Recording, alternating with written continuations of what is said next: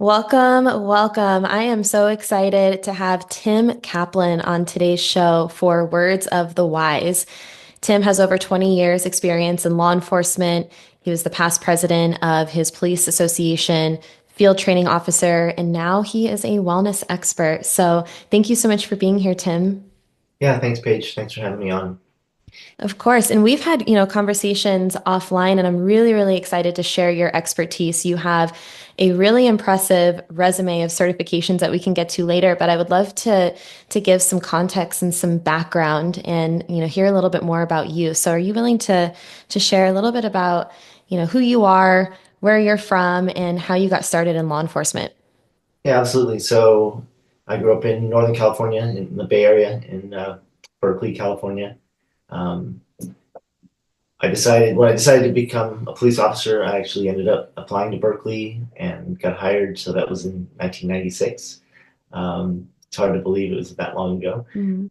Um, so I had I think, an unremarkable career, but a good career as a police officer. Worked a lot of assignments. Um, but mostly worked the street. Really enjoyed being a beat cop. Um, but throughout my whole career, I always was interested in physical fitness. So I kept myself in shape. I worked out daily, ran a lot, ran some marathons. Um, and because of my interest, I decided to go ahead and get certified as a personal trainer. So got certified through NASM, started doing personal training kind of on the side, going to people's houses. Probably had two or three clients a week, in addition to my police work. But as I was going along through law enforcement, I was just getting more and more burned out and thought, well, maybe I could do personal training. And as I was getting close to 20 years, I decided I'm going to go ahead and pull the plug at 20 years. That's a good career. So I started doing more personal training, and a friend of mine who was one of my partners at work, he had risen through the ranks and became a police chief in a nearby smaller department. So he asked me to come and do their wellness program. So he contracted me. I had actually also been certified as a tactical strength and conditioning coach. So I had a lot of background in physical fitness, and then I also got some certificates in nutrition. So really around physical wellness, and that was kind of the starting point for the wellness program. But as I started to dig deeper into the idea of wellness, I started to see that mental health was really the big missing piece. It was easy enough to get people to talk about physical fitness and nutrition, but it was hard to get them to talk about their mental health. But because I had struggled with my own mental health throughout my career, to really struggle with anxiety, and that's kind of what brought me to the burnout period. Um, I decided to start talking about that and telling people, well, I had anxiety throughout my career, and that was kind of like opening the door for people to feel more comfortable to start telling me about their mental health. And that's when I realized, really I need to figure out how to integrate physical health with mental health. So um, when the pandemic hit, I decided to go back to school, and I got my master's in social work, and really looked at mental health. And now I just graduated in January, so I'm kind of looking at how am I going to integrate my interests in wellness around. That's amazing. And I'm always so in awe of you because I think there are so many professionals in this line of work that do a million things. I don't know if it's like a type A personality or what it is, but having all of those certifications takes so much time and dedication. So the fact that you went off and you were like, you know what, like I experienced this in my career and I'm going to go and I'm going to get my certification so that I can help. I'm just in awe because I don't know if anyone realizes how much time that takes. My wife realizes how much time it takes. I'm sure. She's like so happy you're done. Celebratory dinner for that. Yes. Well, congratulations on getting your doctorate. That's amazing. I'd love to kind of dive into your career and how that impacted your mental health. Do you think that it was an accumulation of things over the 20 years that built up? Do you think that it was one singular event? What brought you to that point where you were like, this is not for me anymore. I'm going to pursue other lines of work? Yeah, I mean, there were times throughout my career where I would feel like it wasn't the right place for me and I needed to make a change. But then I would kind of rediscover some joy for the job and be back. And I would say it was, maybe every 3 to 5 years, I'd have kind of these feelings of like, is this what I want to do for the rest of my life, or am I making a difference? But I Mm, would say that ultimately it came from sort of the cumulative level of it. I don't recall having a lot of anxiety as a kid. I don't really remember being like a real worrywart. I did a lot. I felt pretty competent throughout through school and sports and college. So I do think that the accumulation and the sort of the seeing what was happening to my coworkers, whether they were, you know, getting in trouble and facing internal affairs investigations or um, getting injured. I think just seeing those things would sort of weigh on me a little bit, and I would just push them down. But I think that in reality, it was making me more concerned for what I was doing each day. Like, am I going to do mm. something wrong, or am I going to do something that's going to get me or somebody else hurt? Um, but not really realizing that now. I can see it sort of retrospectively, but um, it was that accumulation of seeing that, and especially being the leader of the police association and really being very, very aware of every individual officers that were struggling or different people's sort of view on morale and all of that. That sort of let that weigh on me, and I think that cumulatively really was a lot of stress. Yeah, So and I love how you said, I just kind of pushed it down. I think that so many people, including myself, can relate to that feeling of I'm going to take all of this weight and all of this pressure and stress and all of these, experiences that I'm having and just shove it down, push it down as far down as it'll go, and then keep going. And I don't know if you can relate to this. I'm sure that you can, having conversations with you offline, but when I did that, it was a while, but eventually it all bubbled to the surface and it started really manifesting itself in negative ways for me. And I ended up reaching my breaking point too, where it was like you can only take so much and there's only so much space that you can push it down before it comes to the surface, and you have to deal with it eventually. It never just goes away.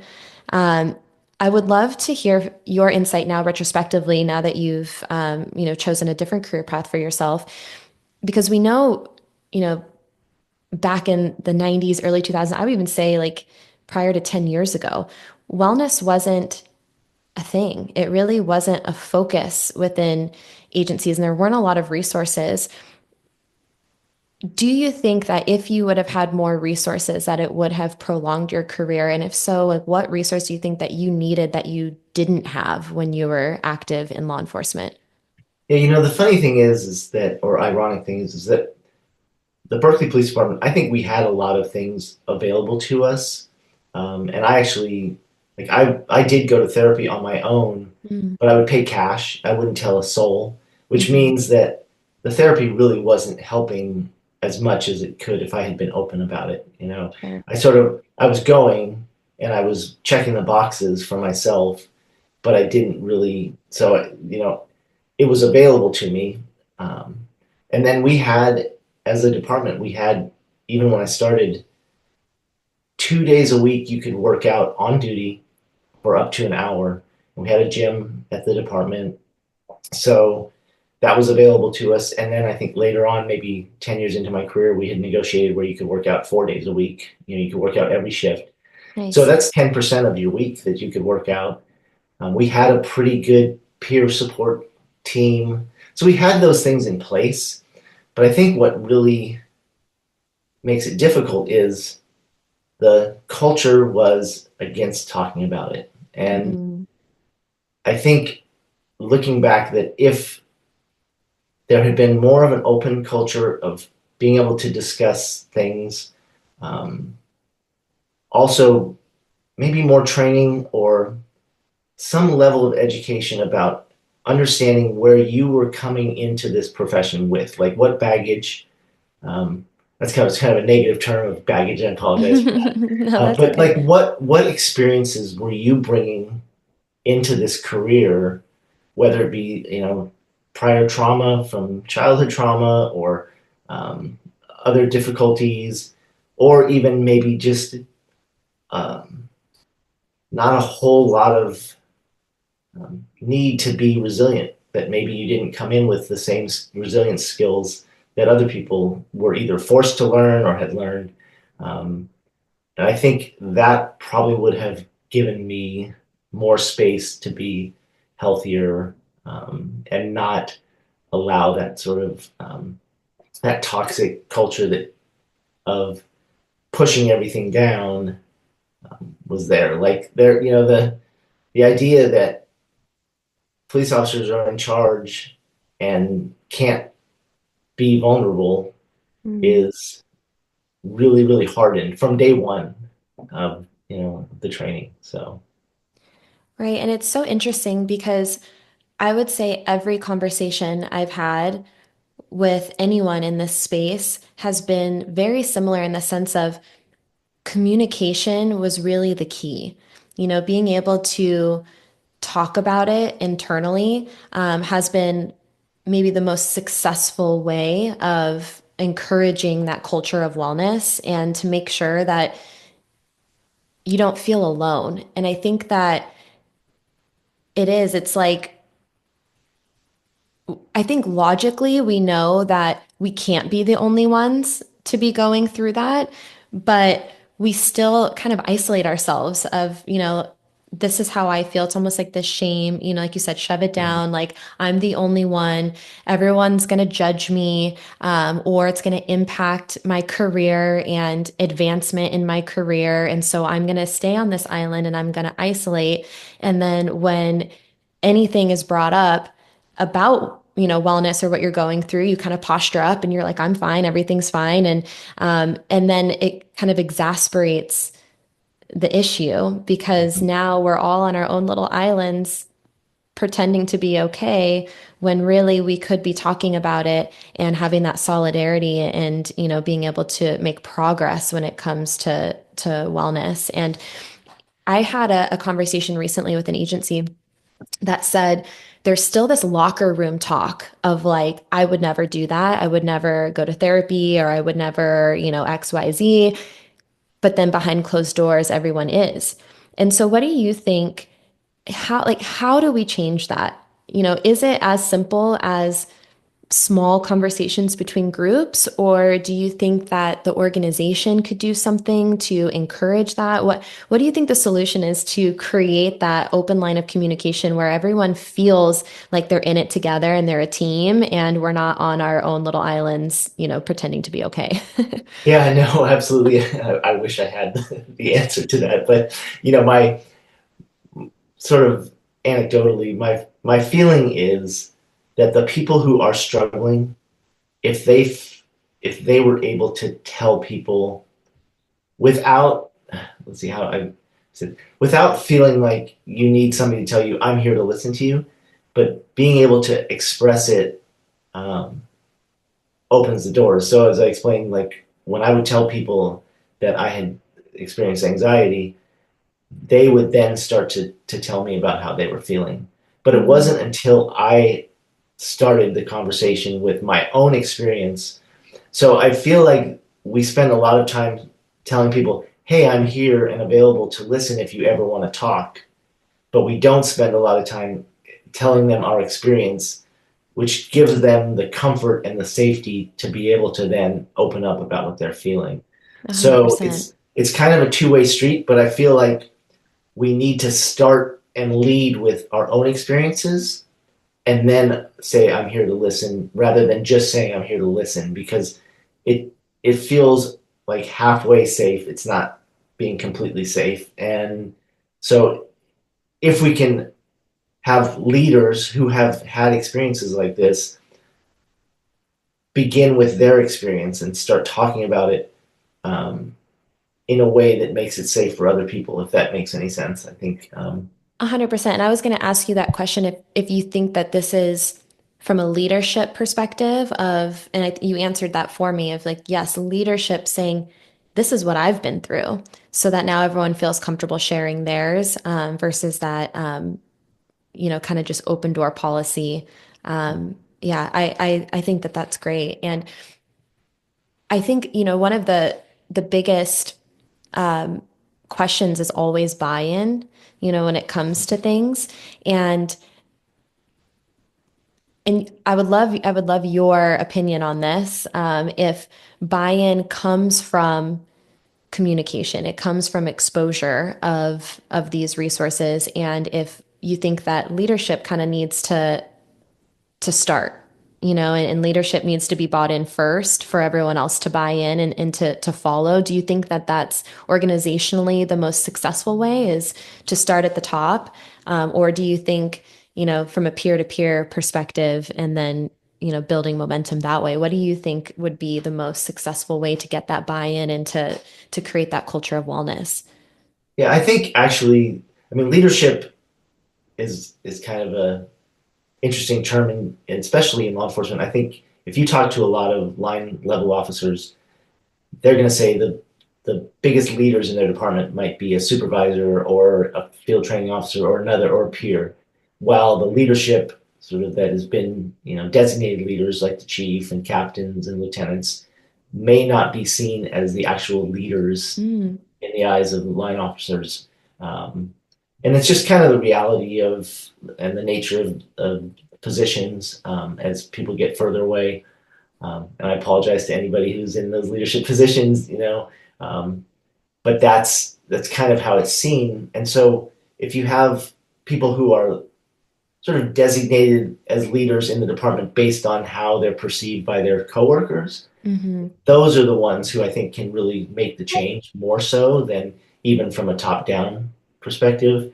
Um, because you touched on the locker room kind of talk. Well, there's leaders in the locker room who are the ones who are really leading the conversation or talking that hmm people pay a lot of attention to. And young officers who are just starting their careers and they hear this banter that goes on in the locker room, that's where that's really going to be um, very, very influential to them. So I think, you really have to almost seek out the leaders that have been sort of designated leaders by the line level officers to start the conversation and being able to do that.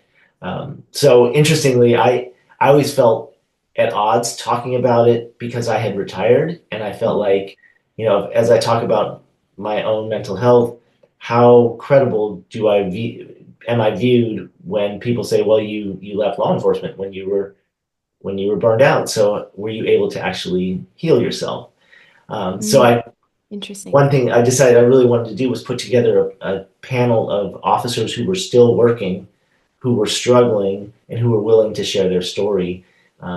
We only did it once, but it was I thought really powerful to have.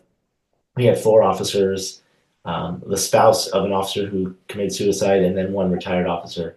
And they shared their stories. They were really impactful. And I thought it was really great for people to see them in uniform talking about it because then they could see this was like a person that they might show up on a call with that is struggling and they can really relate to that person. So I think that's one way to really attack it because some people may respect their chiefs 100%, and some people will be just like, well, you're just a chief and you're not experiencing what I'm experiencing anymore. You're out of it. And that may be very much my own view, but my sense of people that I've talked to, that's kind of how I experienced it. Understood. And I completely agree with you. And excuse me, one of the main reasons why, this podcast exists is for that very reason of, how can we get individuals like yourself who have been through it to share their experiences because there is power in community and there's power in sharing your story and your insight because like we said before, there are so many people who can relate and there's strength in that.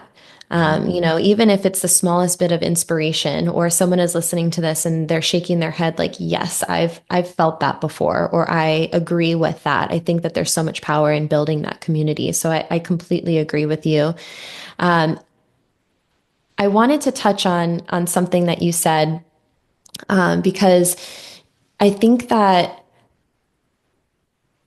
I think that a lot of people can relate to, kind of finding your community within the organization and feeling kind of separate. And I think that we kind of get into this mentality of like, well, you don't know what I'm dealing with, and so I can't relate to you or you can't relate to me.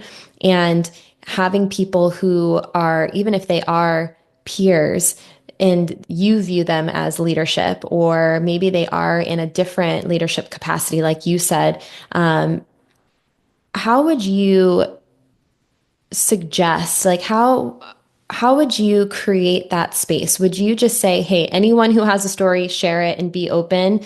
Because I also do think that there's this challenge of like people needing to get out of their own way sometimes. And, everyone's going to have different perspectives on things. And, I've had so many conversations about, where people are like, you don't need that because I didn't need that. Or like, I went through this, but like, I just moved on from it. Or, how do we have that conversation where we can get out of our own way and realize that everyone is experiencing different things. And even if you didn't need resources for a specific call or whatever it is, someone else might need that. And how do you create that open commentary, quote unquote, in the locker room, where you're because I do think what you said is true of, people saying like, especially in front of newer officers, where it's like,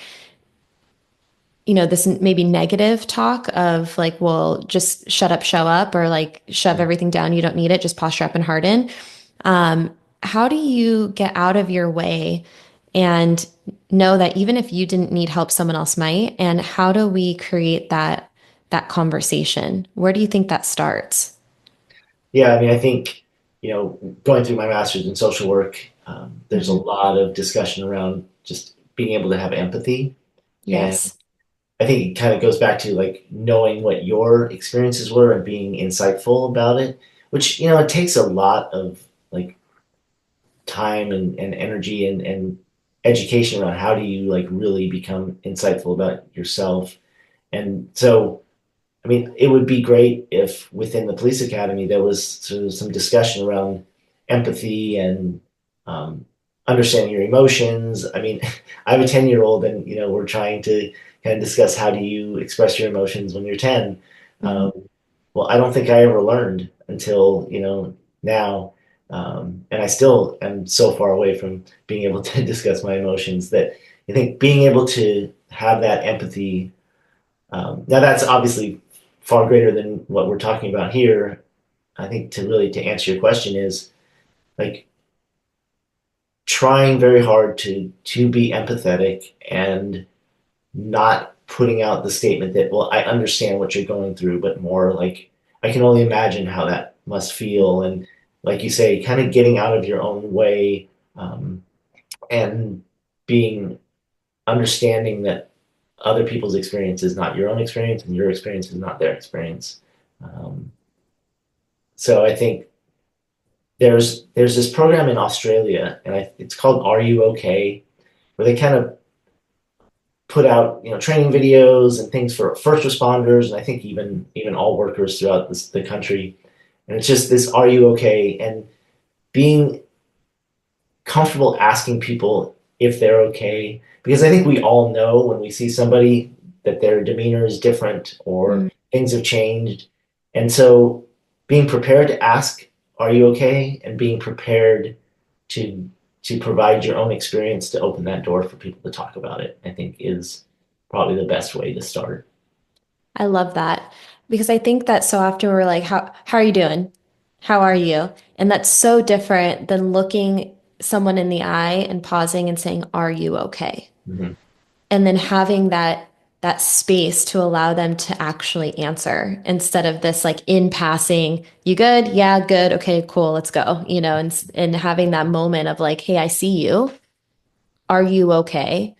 And then making that person feel like you have the time and that space is safe for them to answer honestly. Because I do think, we kind of operate in this world of like, don't show your emotions, especially in this line of work, but I think just human nature. We go out and, we've kind of been taught from an early age to not tell people when you're not okay and to not offload those things onto people. And so I think creating that dynamic where that it is okay to talk about it. And, we talked about this earlier, but finding the strength and vulnerability. And I think that that is so much harder to do than to say.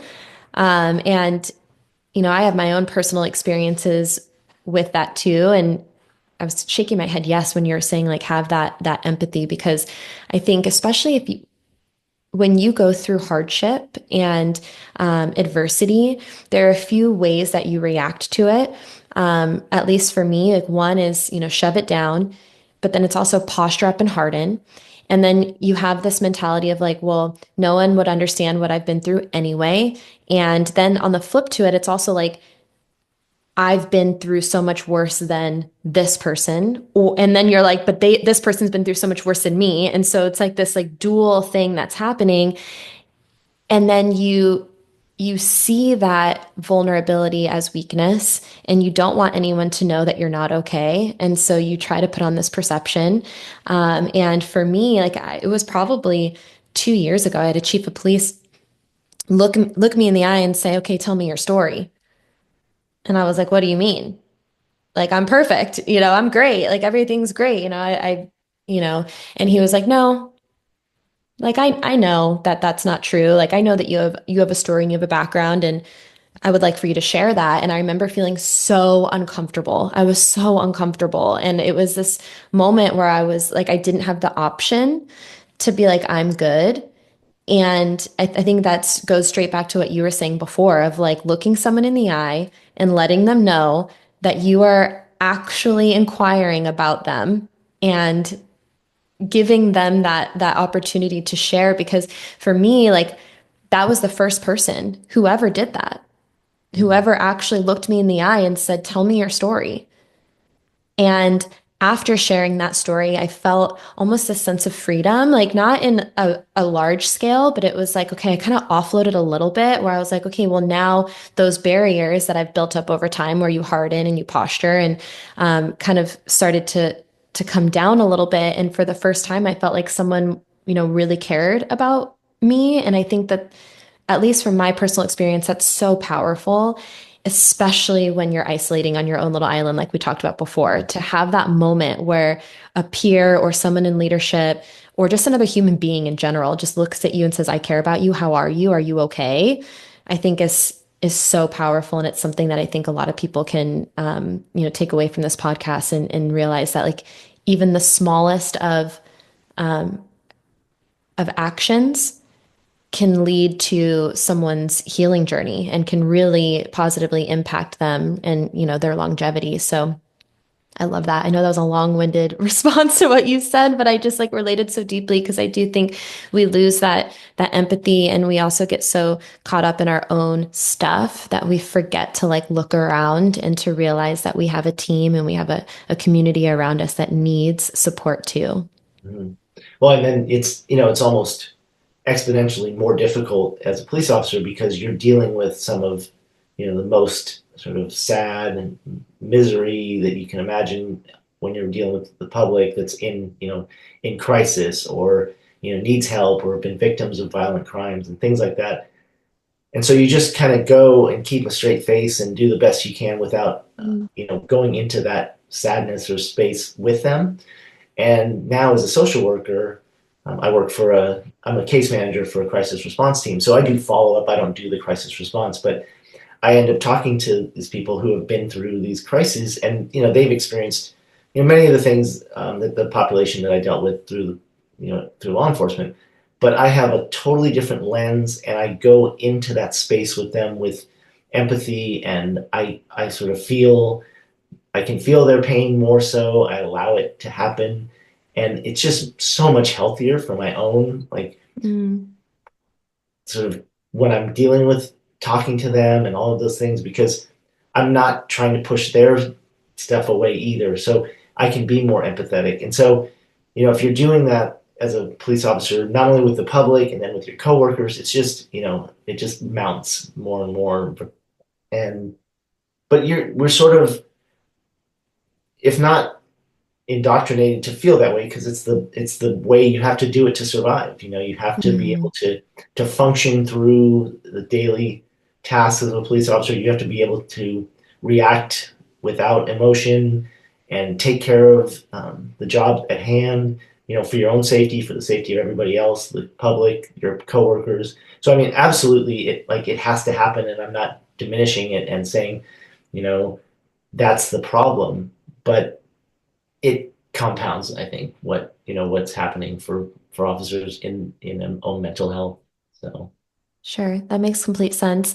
Do you, now that, you've entered into a new career, are there things that you do now where you can offload that have been successful for you? Because now that you are allowing yourself to feel that and to kind of let those things in, are there techniques or resources that you use now that kind of allow you to offload that so that you can, continue to have that healthy, positive mental health for yourself? yeah, absolutely. And it was really interesting to me because in my MSW program, we had a lot of assignments based on sort of making sure we were doing things for self care and what was that going to look like. And a lot of emphasis on self care. I think the burnout rate probably in social workers is probably similar to police officers. But now I have a supervisor who I meet with once a week for an hour. We talk about not only the work that I'm doing, but we also talk about how I'm doing, um, Mhm. what I'm doing to care for myself. We have group meetings. Again, we really talk about kind of how we're all doing, and we're very open. It's a very safe place to talk about that with your peers.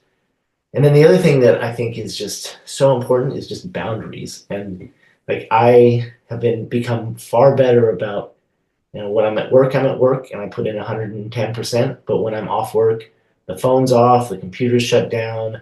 I am not paying attention to the things that I did at work. I'm allowing myself to be away from it. It's hard because I can see that somebody called me on my weekend and I want to be there to help them, but I now realize that I can't. There are other people out there. There's other resources for them to go to.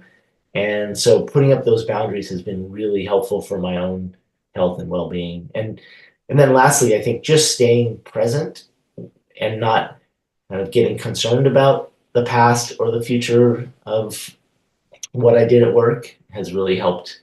And I think and the boundaries really set that up. It keeps me more present in what I'm doing. So And how important do you think it is to be able to take care of yourself first to then be able to be the best at not just your career, but also be the best version, for your friends and your family and your community? How important do you think it is to have that self-care? Because I think that, and I'm super guilty of this, we all preach, to others to take care of themselves, and then we're the last ones to take care of ourselves. So how important has that been for you to take a step back and be like, I need that mental health break where when I'm not working, I'm not available because that's such a hard thing to do. And I really commend you for that because I'm very guilty of that too, of like even vacation, how important do you think it is to take that step back and say, hey, I need to take care of myself first. And then by doing that, I can serve others better.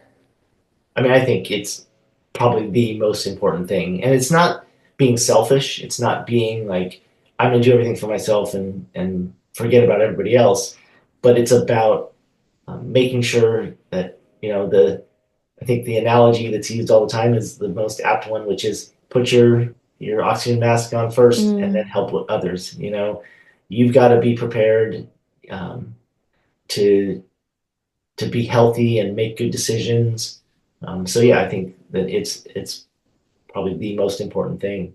Um, and just one other disclosure is that so I kept myself physically healthy. I thought I've run a bunch of marathons. I work out every day. I try to eat as healthy as possible. Um, and then last year I found out I was diagnosed with cancer. So Mm. I think that the stress, the accumulation on my mind and my body finally just rebelled and said, look, this is too much.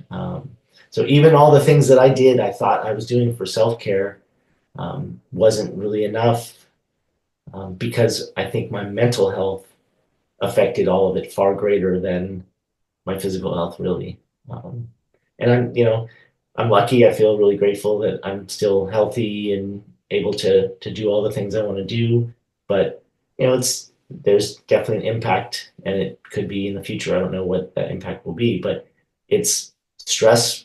I think is the major cause from it, and the stress came from my own internal sort of dialogue about what was going on with me throughout my career. So so now I really focus on, let's say, the boundaries and keeping myself present and being here for my family um, and I'm just I think I feel better overall, even healthier because of that, and Mm. I feel less guilt around what I'm thinking about when I'm with my son. I don't feel like my brain isn't thinking about things off in the future or the past while I'm there with my son. I can be present. I can be with him, be with my wife and family. So I think it's been helpful.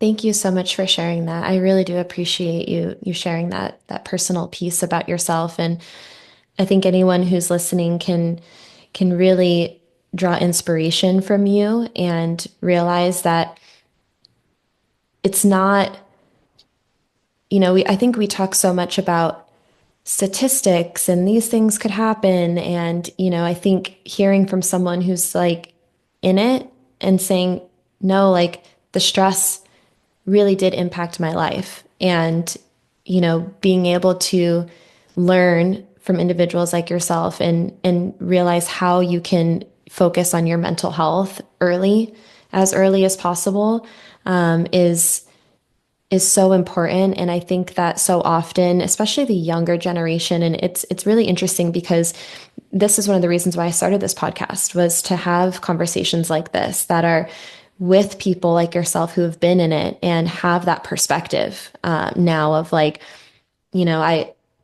I wish I would have known earlier or retrospectively these things, maybe could have helped me. And I think that when we're young, we don't think about that, and you kind of do just adapt. I think we're extremely adaptable.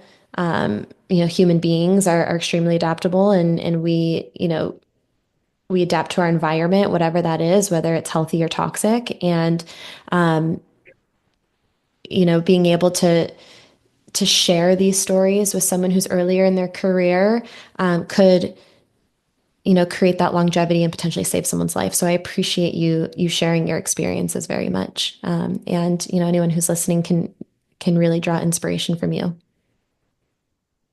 Well, I'm grateful that I've had lots of support and the ability to kind of, as I say, be retrospective and introspective about what has happened to me over this time and where I'm at now. So I mean, I'm very very lucky to have had that opportunity, and I think it only benefits me now having that. So yeah. So and as I say, I think just sharing it is not only powerful for other people, but it's really powerful for me because Yeah. it's like here I am. This is what I am, and I'm not gonna hide it anymore. Mhm. Or keep it.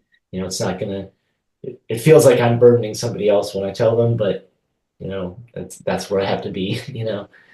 So yeah, it's I think in my social work program also I really thought that the value of groups like group therapy or group work or just even simply just groups that can meet and talk, whether it's over coffee or after briefing or on the weekend. Having groups where people can share, it really just opens up the ability for people to be comfortable and feel safe. So I agree. And do you think that that's something that organizations can, I'm going to use such a taboo word, but mandate where it's integrated, where it is, this environment where on Tuesdays we all meet and we talk.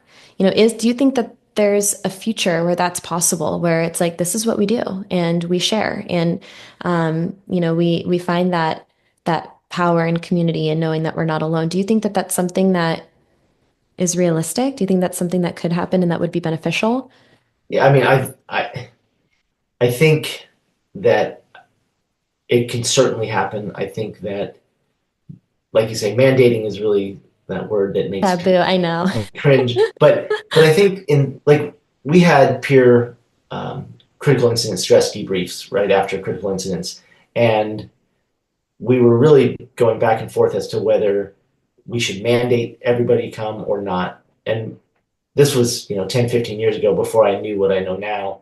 Um, but I do think that at the time, my opinion was we should mandate it because even if somebody shows up and they sit there quietly in the corner making faces or you know trying to present that they have no interest in being there, they still are hearing other people's experiences. And so I think that back then I thought it was important, and now I think it's still I do still think that it's important because they have to be there and they have to listen, and they may hear something that is going to spark something in them to go and seek the help that they need. So I do think mandating it is probably the better way to go when it comes to a culture like law enforcement. Might not be such the case in other environments, but in law enforcement, I think that mandating it is probably the only way we're going to get to that point where people are going to start to feel comfortable. Hopefully, like everything else, that sort of morphs into something that's more part of the culture that people are willing to talk about it. And as I say, like in social work, we meet every week and we open up about our cases. We open up about how we're feeling about the cases, and it's just part of what we do. So yeah, I think it is a way to start, and hopefully we can get to a point where the mandate isn't needed anymore. So. Right. And I think to your point, where there's such an interesting dynamic, and I think that because there is an older generation who never had that, and then you're implementing it, maybe, someone's already been on the job 20 years, there's that like friction or resistance. But if you start now, then eventually, as the newer generation, upcoming generation comes in, like you said, to your point, it's just what you do.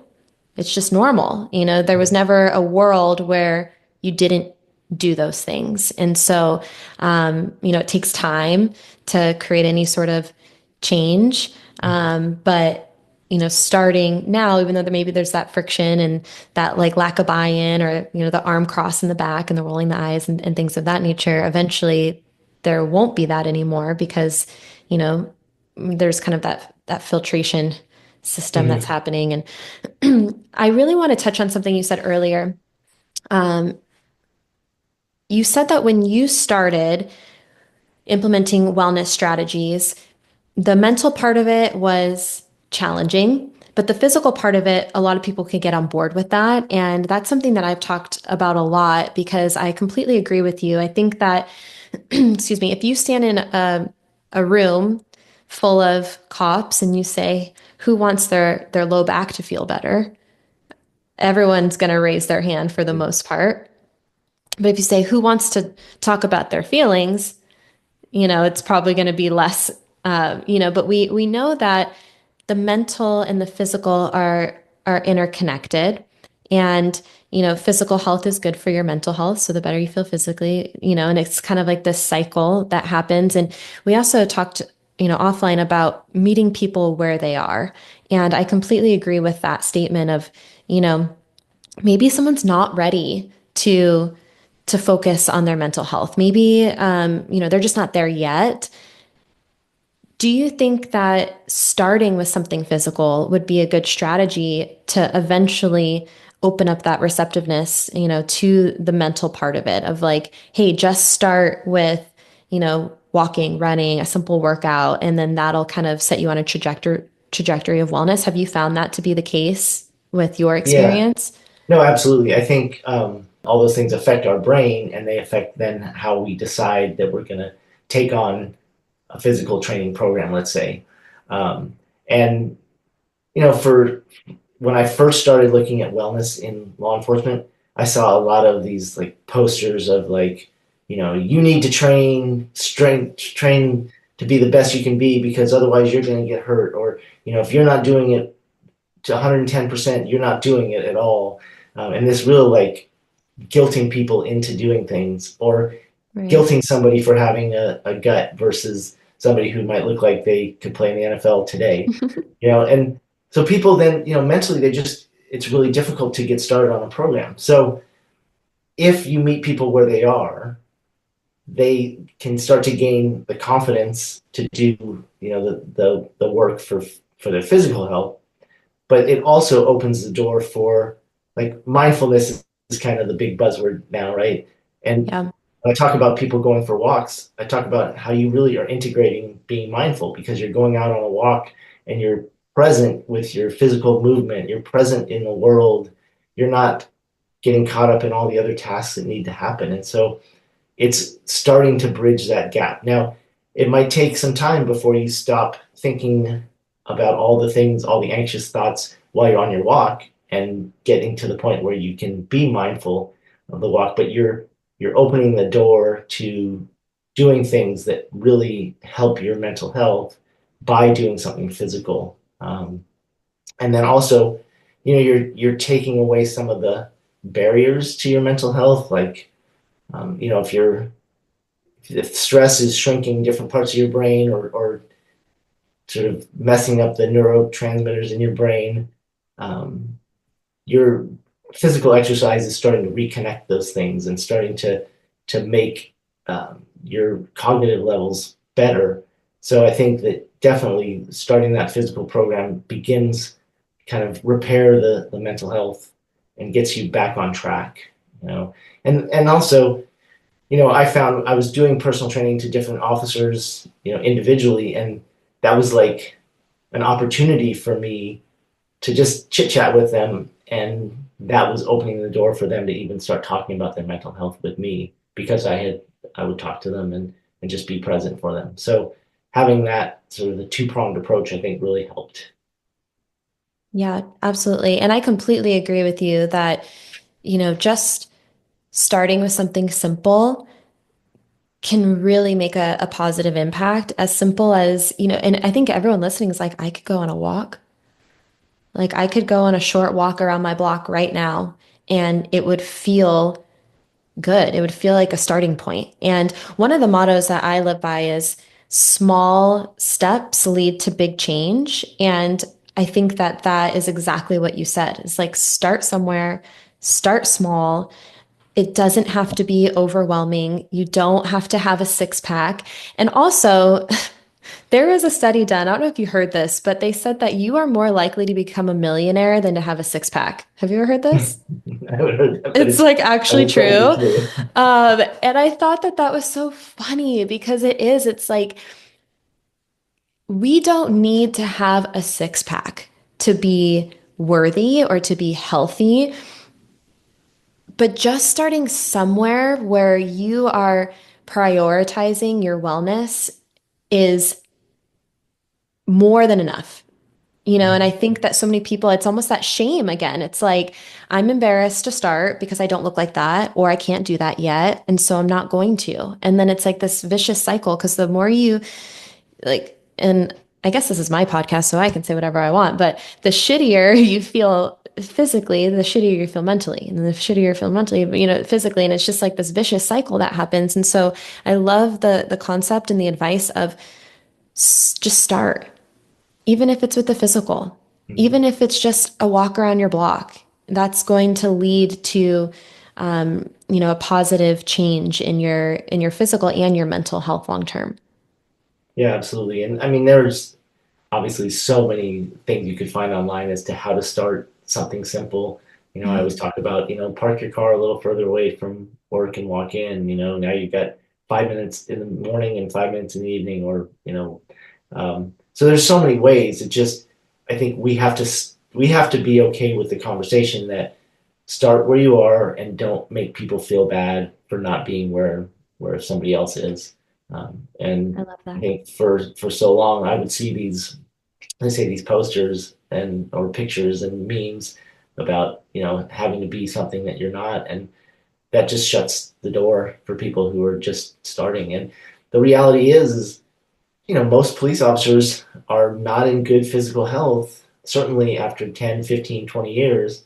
And it's due to the stress. The Hmm. stress just beats up your body inside and out and causes weight gain, causes lack of movement, causes the desire to not do it. So Yeah, to impacts your sleep, everything. exactly. Hmm. So to tell somebody like you're wrong for not keeping yourself in good shape is just a, such a negative message, and all it does is make things worse than be helpful. Yeah, it So I exasperates think, the issues for sure. yeah, and I mean I think that message has changed over the last 5, 10 years, which is really good. But it was really hard watching that kind of, and I probably prescribed to it, because I was active and healthy, and like I was like, why can't these officers around me keep themselves physically healthy? It's not right. And the reality is there was a lot more going on than I even knew at the time. Yeah, there's a lot, I think a lot more under the surface than people realize for sure. So I have one last question for you, and then I'll, give you the floor after to, give any final words. But I would love to hear your advice for anyone who's starting out in this career. If there was one thing that you could say to them, maybe something that you wish you would have known when you were starting out, or maybe a piece of advice someone gave you that you wish you would have listened to, what words of advice would you give to someone who's earlier in their career when it comes to wellness? And I think really keep boundaries. Um, the overtime money sounds enticing. There's lots of departments that are hurting for staffing, and so there's tons of overtime, I'm sure. Um, you know, don't work so hard that you burn yourself out. You know, do the job. It's a wonderful job where you get to help a lot of people, and I think cherish that part of it, and don't try to keep society at an arm's length. Understand that you're part of society and you're part of the solution, and you can really make an impact. Um, and then lastly, I think understand yourself and try really to be true to yourself, and um, don't get consumed by the culture. Understand that you're an individual. You're not a police officer. That's not your identity. That's your job. And understand who you are, and how you want to be, and be true to that. Um, Thank you. I love that advice. Was there anything else that you wanted to say before we wrap up? no, I think I commend all the police officers that are out there that are still working and putting themselves out there. It's a very, very difficult job with um, you know the potential for you to leave the job broken is pretty high. So do your best to stay healthy and well, and leave the job, um, you know, better than you started if you can. Take the experience and use it for your own well-being. Absolutely. Thank you so much. I really appreciate your time. I really am inspired by all of the dedication that you've put into wellness, and thank you so much for being here. I appreciate you. Well, thanks for having me on. I really appreciate the opportunity. Of course. Thank you.